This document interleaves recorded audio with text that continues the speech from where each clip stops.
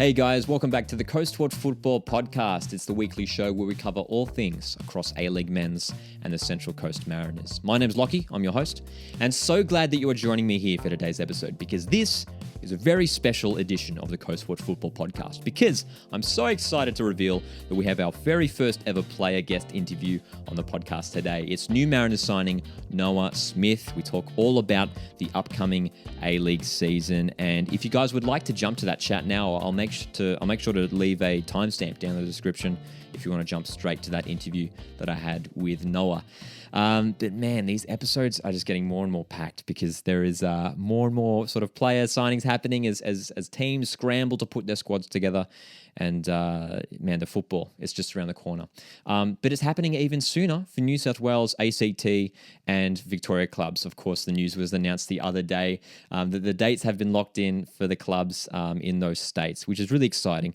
And obviously, the FFA Cup has already kicked off involving Brisbane Roar and Adelaide United. The Reds already securing their passage to the quarterfinals after a win against Adelaide Olympic on the weekend. So let's run through the dates for the New South Wales ACT and Victoria clubs right now. These are involving the A-League clubs. So kicking off Wednesday, November 10th, it's Broadmeadow Magic taking on Western Sydney Wanderers. Friday night, it's a Friday night Melbourne derby, South Melbourne taking on Melbourne City. That's November 12th. And then a doubleheader on Saturday, November 13th. Blacktown City and Central Coast Mariners are taking their game out to Mudgee. And just after that, Newcastle Olympic take on Macarthur FC. And then we've got a game in between round 1 and round 2. Sydney FC are kicking off their FFA Cup campaign against Sydney Olympic. That's Wednesday, November 24th. So really exciting for those clubs, especially considering, obviously these states going through some pretty hectic lockdowns in recent months. So it's nice just to, competitive football's kicking off just that little bit earlier now. So really something to look forward to. And it's going to give us an indication in terms of, what to expect for the upcoming season. And, this preseason has been different. Usually, obviously the FFA Cup kicks off months beforehand and we get to see plenty sort of preseason games and get an idea of what to expect from the teams and the new players that have joined the clubs and everything. But this is going to be really different. So it's going to be so hectic when the football does kick off in a couple of weeks' time. There's going to be a lot happening. So make sure to stay tuned to the Coastwatch Football channels to stay up to date to everything. There's also been a lot of transfer news over the past week, man. And also, of course, the headline in regards to transfer news has been, of course, Diego Castro, the Perth Glory attacker, announcing that he is leaving Perth Glory after a number of years at the club. And he has been at least top 5 in terms of all-time greatest A-League imports. The Spaniard has been such a crucial part of Perth Glory's success, especially in those couple of years where, they were making they won the premiership and everything. Diego Castro was at the forefront of all the successful times for Perth Glory. So it's just been great to have a player like him in the A-League. Western United have made a move for Serbian striker Alexander Prijovic, and he joins Western United, 31 years of age, and with a little bit of pedigree in Europe. So, and he'll provide some competition for Dylan Wenzel-Hall in that striker position at Western United, and obviously a former striker and John Aloisi in charge there at Western United. So interesting to see sort of what's going to happen there with the strikers at Western. Western Sydney Wanderers have signed Japanese forward Keijiro Ogawa, 29-year-old, joins the Wanderers, and man, this Western Sydney lineup is looking pretty lethal, man. Like the players that they've brought in, I think I've said it a couple times here and there on the podcast and in TikTok videos if you've been watching on TikTok, but Wanderers are really starting to build a formidable lineup this season. And in my opinion, maybe the strongest squad that we've seen from Western Sydney in maybe 4 or 5 years. So just some more strength added there for Western Sydney. Eli Babal is back in the A-League at Newcastle Jets, and the deals don't end there for Newcastle, who have obviously been very busy this preseason in terms of bringing in players. Spanish midfielder Mario Arquez has joined the Newcastle Jets, 29-year-old. And a lot of depth now as well in this Newcastle squad. There's so many fresh players. It's really going to be, it's tricky to sort of predict. A lot of people have asked, where can we expect Newcastle Jets to finish this season? And for me, they're the hardest team to predict because we just don't know. Because when you do such a major rebuild like that, and especially with a new coach at the helm, It's so hard. It's so hard to predict. All we do know is that they will certainly be more competitive than they were last season. And we are hearing apparently that they will be playing a more attacking brand of football. So, it's going to be interesting to see. Jets fans, if I was a Jets fan, of course, rivals for me, but I'd be optimistic for this season, that's for sure. Al Hassan Toure has joined Macarthur FC. This one may be a bit of a surprise to some people. Obviously, Al Hassan, it was only a couple of years ago where he scored that goal in the FFA Cup final just a couple of years ago. And, both Toure brothers have had such a big impact at Adelaide United. So many talented young players coming through there at the Reds. But joining Macarthur FC, which is... Again, Macarthur, another side that have strengthened really, really well. So a great signing for the Bulls down there as well. And then lastly, Luca Pruscio has joined Wellington Phoenix. And I think that move is a good one for all parties involved.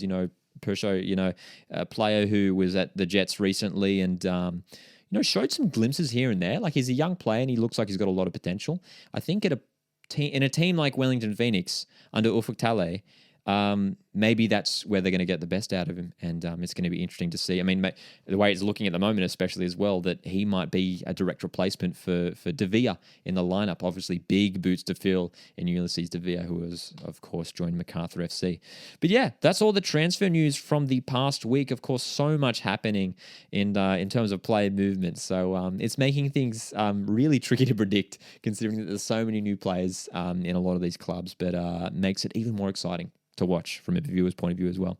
And some Central Coast Mariners news as well. Some terrific news for young defender Lewis Miller, who has been called up to Australia's under-23 squad for some upcoming qualifiers. Great achievement for a player who has been involved at the Mariners system for a number of years now.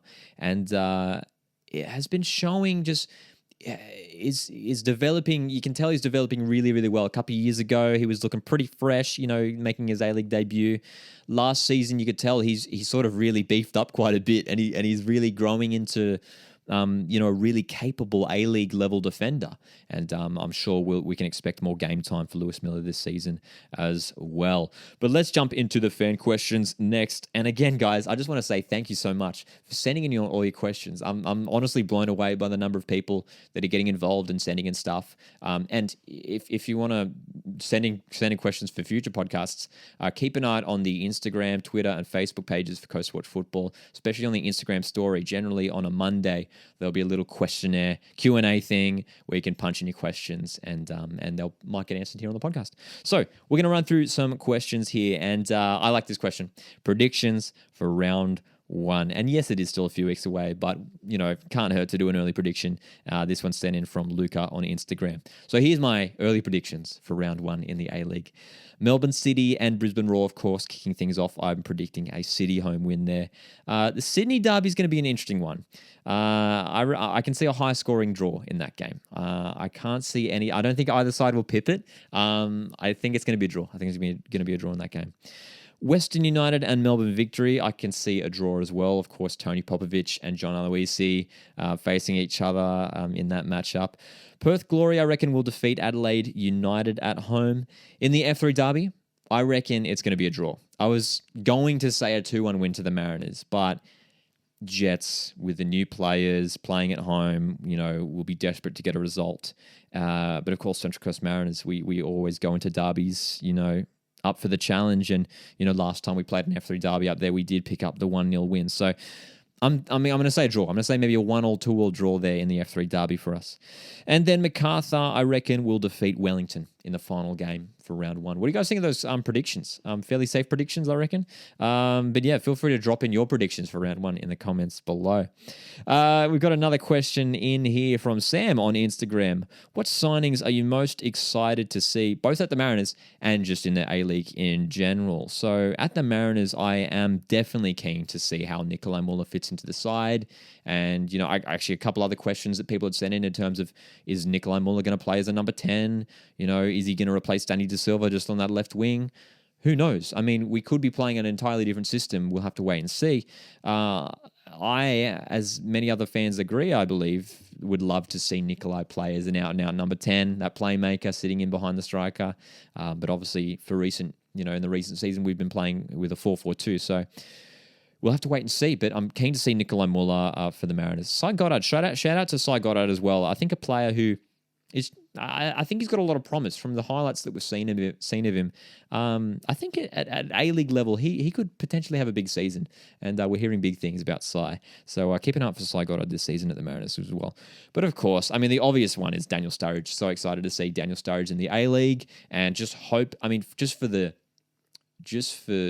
just for Glory fans' sake, but for the sake of the whole A-League, hopefully he stays injury-free, settles in well, and lights up the league, man, because it's great to have a player of his profile here in Australia. There's a couple other players I think that we should be keeping an eye on. Alexander Prijovic, the signing that I just talked about earlier. It seems like he's going to be a bit of a handful, I think, in the A-League, and it seems like sort of like a quite tall, physical, formidable player. And again, with John Aloisi coaching him, a former striker, I think he'll get the best out of him. So keep an eye for Alexander Prijovic.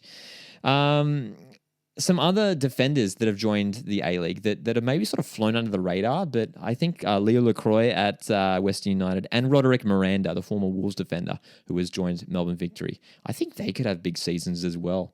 We think back to, of course, I feel like I mentioned him almost every podcast, but Patrick Zonsvijk, who was probably the greatest sort of, I guess, foreign centre back to have played in the A-League, in A-League history, maybe the best of all time, yeah? But potentially they will have similar seasons for their respective sides. And then I've got an honourable mention here. The last one I've got is Dimi Petratos. Even though he's always played for my rival clubs, I've always liked Dimi as a player. And, it was only a couple of years ago he was involved in the World Cup squad for Australia. And he had the most assists in the A-League a couple of seasons ago at the Jets. I think at Western Sydney Wanderers, he's really going to flourish. So he could have a massive season, Dimitri Petratos at Western Sydney Wanderers. Rolling on with the questions, Miles on Instagram asks, has Monty brought in the right players, and do we have enough depth to get a high table finish? So he sent in two questions, so I've put them both in one here. So I hope you don't mind that, Miles. But it's an interesting one. In terms of our depth, I'll touch on the depth thing first of all. It's tricky because obviously last season was an interesting one where I don't think people were very confident in our playing squad, especially in a defensive sense. We didn't really have depth in a defensive sense. But Ruan Tongic and Kai Rolls had, probably their best seasons ever. And we proved everyone wrong and we finished third. So it's tricky. But I think we still have a couple holes to plug. We still haven't signed that defensive midfielder to replace Gianni Stansness. And in terms of the striker situation, and again, shout out to everyone who's been messaging me about Mateus Maresh, who has just recently confirmed that he has left his club in Singapore. We're keeping our eyes out on anything in terms of any little hints that he'll potentially be coming over here to Australia to play at Central Coast. Because if you haven't heard, Mateus Maresh, this 23-year-old Brazilian striker that the Mariners have been rumoured linked with. So we'll keep an eye out for that one. So hopefully Mateus joins, and hopefully another midfielder. And then I think then we'll feel fairly confident attacking players. We've got Cy Goddard, Benny Nkololo, Nikolai Muller, some decent depth there as well. And, striking department, Matty Simon, Marco Renia. But in terms of finishing at the same spot, I can't see it happening purely, even if we did bring in, those couple players just to fill up the squad. Just the competition in the A-League is just it's going to be so tight this season. So many of the sides have strengthened so well. So full ladder prediction will be coming soon. But I can see the Mariners maybe sneaking into 6th or 5th, but I can't see us finishing any higher than that. We've also got a question here from Jezza on Instagram who asks thoughts on Sydney FC's signings this season. So, it's been interesting actually because feel like I've read a lot of comments online, people's talking about expecting Sydney FC not to finish as high as they usually do in the A-League, which I'm sort of surprised at because I think they still have a quality squad. And, the players that they have brought in, so James Donachie, Elvis Kamsoba, Connor O'Toole, and Max Burgess, all players that I think strengthen the squad in different ways. James Donachie, obviously sort of a direct replacement for Ryan McGowan, who's left the club. Connor O'Toole is an interesting one, considering that they already have Michael Zullo and Joel King at left back. So interesting to see how that's sort of going to work out. I think Max Burgess could have a big season at the club this year. And of course, Elvis Kamsoba, an exciting player who I don't think has quite reached his potential yet. And Melbourne Victory, I don't think he's quite got there yet. So maybe it's in the FC. Maybe that's where he hits his potential as well. So I rate it. I think it's okay. It's not like amazing. They're certainly not up there with the best recruitment. But I guess they didn't really have to recruit that many big names. They still have Ninkovic, they still have Bobo and Lafondra. In terms of attack, I think they're still looking really solid, and throughout midfield and defense as well, very well covered. So I don't mind Sydney FC signings this season. And then we got one more question here in from Sam on Instagram, who asks, why is this season going to be different? It's a great question, and I've been thinking about this a lot. And there's a couple things that are really going to make this season stand out. And the first one, and the most obvious one, is football returning after lockdown. And yes, not all of Australia has been in lockdowns, but Victoria and New South Wales, that's 7 clubs, have been in lockdown recently, and I think now that we hopefully are coming on the other end of this thing, where we can have no restrictions and interstate travel and full capacity at stadiums, hopefully, because everybody wants that. I think there's really going to be a sense of excitement that finally the A-League is back, finally football is back, and we can get on with this thing, properly. And for me, at least, that's the sense that I'm getting from the fan base at the moment, that people just can't wait to get back into the stadiums. And hopefully we can see, especially the big ones, like the big derbies, that we just see them sold out. I'd love to see a sold out CommBank Stadium for the Sydney derby, sold out Melbourne derby as well. So for me, that's the main one, the sort of coming back after COVID. And yes, last season was obviously like mainly uninterrupted by restrictions and stuff. But you just get a sense that this year, I don't know, for me at least, I feel like we're returning back to normal. So I can't wait for it to get back. And the second thing as well is that, in my opinion, at least, every team in the A-League this season has a quality squad. There's not many, when I'm sort of, drafting my ladder predictions and stuff, it's so hard to pick the bottom 4 sides because every squad has a quality side. And there's some that have recruited better than others that I think will really be up there. And, I'll reveal those soon in upcoming videos. But the competition across the A-League is just so tight, so even, that you don't know what to expect. And think back to last season for me was maybe one of the most entertaining A-League seasons of all time. And I think this one is just going to be even more hectic. So many clubs challenging for that top 6, and just to think that there's going to be 6 clubs this season missing out on finals, and there's going to be some high quality players not playing in the final series at the end of the upcoming season. So, that's just a couple reasons why I think this season is going to be maybe different from others, to have just a little bit of a different vibe. But yeah, man, can't wait to get back. Can't wait. So thanks so much for sending in those fan questions, guys. I do appreciate it. But we're going to jump into our player interview right now. So excited for you guys to hear this one. Here's my chat with Mariners defender Noah Smith. All right, joining me for, this is actually pretty historic because it's actually the first ever play interview we've had on the Coast Watch Football podcast. It's Noah Smith. How's it going, man? It's going great. Good to be here. Thanks for having me. Dude, so good, so good. And I want to ask, how are you settling in so far to the Central Coast? It's been awesome so far. It's hard to not love moving up here. It's such a beautiful city. The weather's been great so far, and I'm close to the beach. All the boys have been so good. So it's just been amazing so far. A lot of fun. How does it compare to Adelaide? I haven't never been to Adelaide personally, but in terms of beaches and stuff, how does it compare? Well, where I grew up in Adelaide, I was 2 minutes from the beach. So I've lived on the beach pretty much my whole life, but the beaches are a bit different. Adelaide is just all flat, very calm. Here it's a bit more wavy and a bit different, but it's similar in the terms that it's close to the beach. And Adelaide's very similar in the way that it's laid back, very relaxed. A lot of cafes, just go chill. It's good like that. Nice. I'm glad you mentioned the cafes, because that was actually going to be my next question. When it comes to coffees, who does it better, the Central Coast or Adelaide?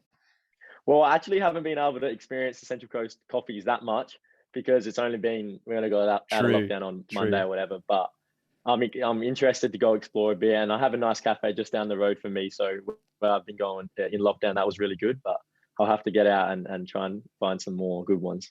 For sure, man. For sure. There's so many good ones out there, especially all around Terrigal. So many good ones. Hey, let's jump into your footballing career. And I'd love to just sort of do like a brief sort of walkthrough in terms of your history so far. Obviously, you're still a young player. And but obviously coming through the ranks at Adelaide United. And it was interesting actually listening to the chat that you did on the Mariners official YouTube channel, like talking about how, you were playing sport from a young age, Aussie rules, basketball was in there as well. What made you choose a career in football? Oh, that's a good question. Well, when I was young, I just wanted to play everything, and Mm. football was the first thing that I could start like at the youngest age. So I just played that as a kid, and I loved it. And then I started playing basketball and Aussie rules as well. But then when I got to about 12, 13, I made the state team for soccer. And then it was like I had to choose because that was on Saturday mornings. My school Aussie rules was Saturday mornings as well, and I thought, well, if I'm in the state team, I might as well give this a crack, and that's really why I stuck with football, and I loved it. It was my favorite sport as a kid. So good, man. Well, we're glad you picked it because now you're here at the Mariners, and hopefully going to make a big impact for us this year. But we'll talk about Adelaide United, of course, because you spent the last few years there as well. Joined the youth system in 2017 and made your first team debut. I actually didn't realize this, but it was actually against the Mariners in February 2020. And you were obviously coming through. We're seeing at Adelaide United now as a really good crop of young players that have come through at Adelaide United, and you were a part of that, of course. Cassini Yengi, the Toure brothers, Louis Dorigo, all these players, now becoming first team players in the A-League. What was it like being a part of that youth squad at Adelaide United coming up? Was it quite a tight-knit group? Yeah, well, it was awesome being in that team because we were all like best friends, and then on the pitch it just made it even better. Mm-hmm. And we had an amazing coach, Paul Pezos, who just knew how to get the best out of everyone. And if you look at all the young kids that came up through the youth team and ended up playing for the first team, Paul coached pretty much all of them. And I give a lot of credit for my pathway and journey to him because he just managed to get the best out of everyone and make us the best players. So I guess it's a credit to Adelaide United for hiring him and keeping him there for quite a few years. And I think he's really helped all the young kids, no matter where they've gone, like Carlo Armiento at Perth, Pacific Nyongabire, who's moved there as well. And he's coached all of them and made a big impact on our careers. So good, man. So good. And continuing the journey through Adelaide, you at the start of last season signed that 1-year scholarship contract, and you had a pretty decent stint in the first team, especially in those opening 10 rounds. And how was that for you, sort of, I guess, being thrown into the deep end there? I remember you playing round 1. I think that was away to Western United. I remember that was that opening fixture of last season. Game. Yeah. And, sort of playing with a lot of these really high-profile players, Craig Goodwin, Tommy Urich, and, Ben Haller, and a lot of big names in this Adelaide United side. What was that like, your first experience, at first-team level at the A-League? It was interesting because I had been training with these players for a couple of years. So I felt a part of the squad, but obviously I had never really played. So then when I finally played my first game at the start of last season, it was a bit of a relief that I'm like, I finally got to play. But then also the older players, like you mentioned, and Michael Jakobsen, who played next to me as well, he just made it so comfortable for me, Goody and Tommy and all them, so Steph as well. And they just made it comfortable. It made the transitions pretty seamless. So it was really enjoyable because they were there to guide me and make it as easy for me as they could. So good. Now, coming into 2021, you've obviously joined the Central Coast Mariners. And tell us the process of how you came to joining the Central Coast. Obviously, at the back end of last season, Jack Clisby, who had been here for a number of years, our mainstay when it comes to the left-back position, he's obviously left to go back to Perth Glory. Were there conversations with Monty involved? What was that process like joining the Central Coast? And was it an easy decision for you? Well, it actually happened pretty quickly. I was just chilling at all my friend's house on a Friday night, and I get a call from my agent, and he says, Nick Montgomery's interested. I'm going to set up a Zoom call for you on Monday. So this was Friday night. So then I'm like, awesome, this is cool. I know about the club and how they like to promote young players and stuff. I thought this would be perfect. So then Saturday morning, I'm at the gym, I think, and then I come home and I get a call. It's like, yeah, Monty wants to meet with you now. So I'm like all stressed. I'm like, wow, like what's going on? And then I call him. Monty and I talked for about an hour. Awesome. Had a great chat. Get off the phone, speak to Serge, the assistant, for a bit.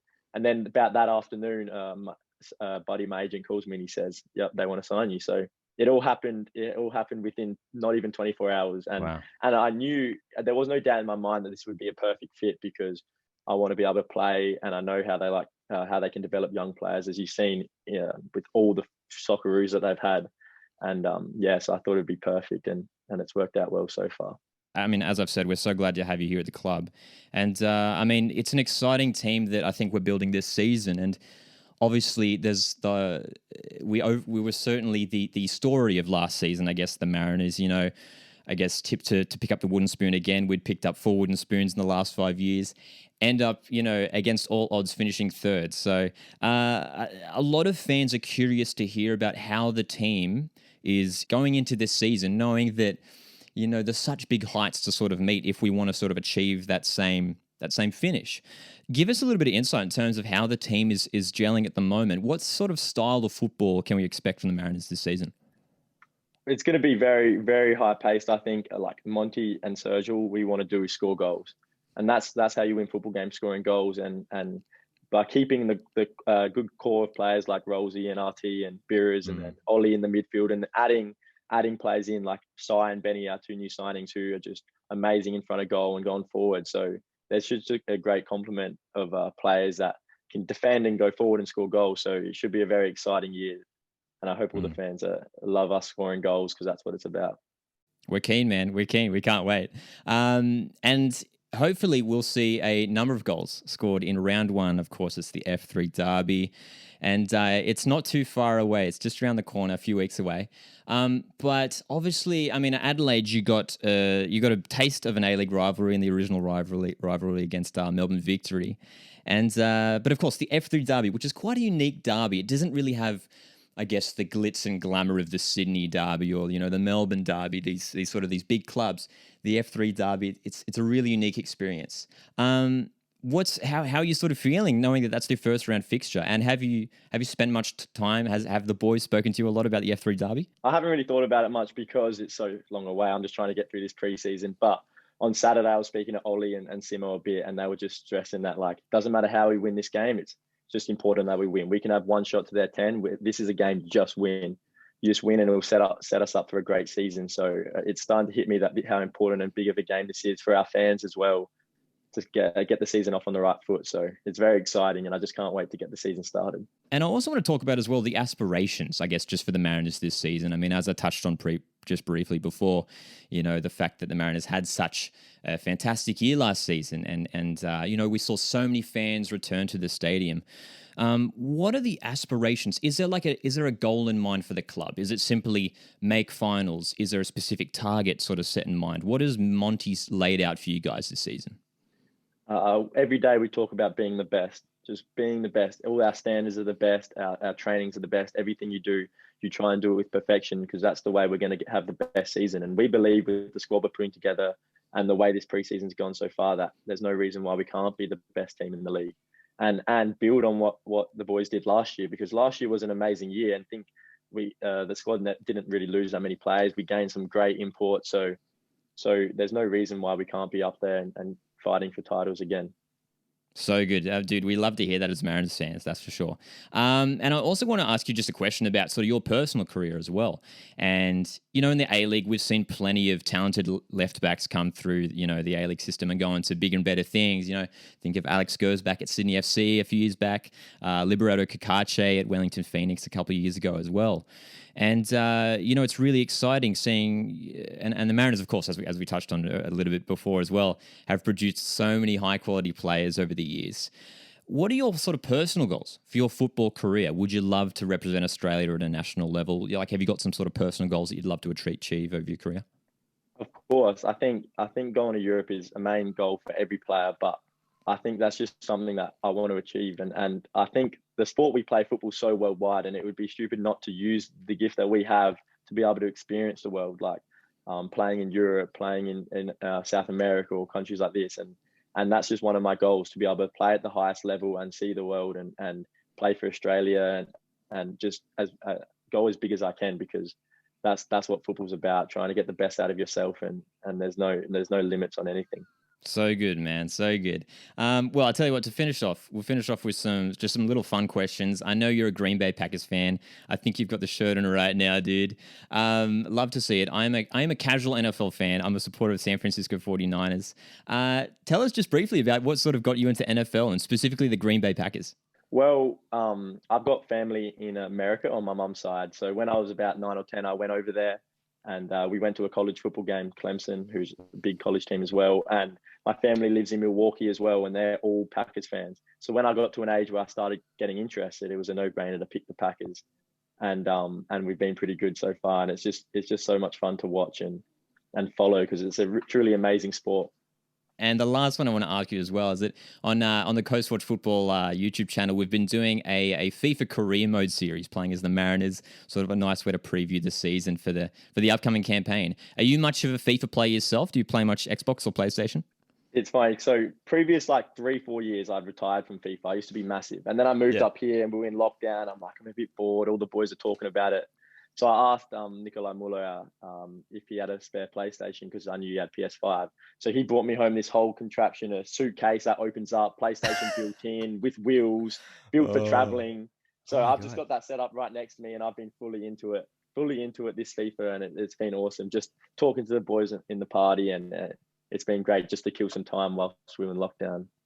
So good, man. So good. Well, Noah, thanks so much for taking the time to have a chat on the podcast. I do appreciate it so much. It's really exciting to sort of, hear that little bit of insight in terms of how the team is building for the upcoming season. So, yeah, man, thanks for jumping on the podcast.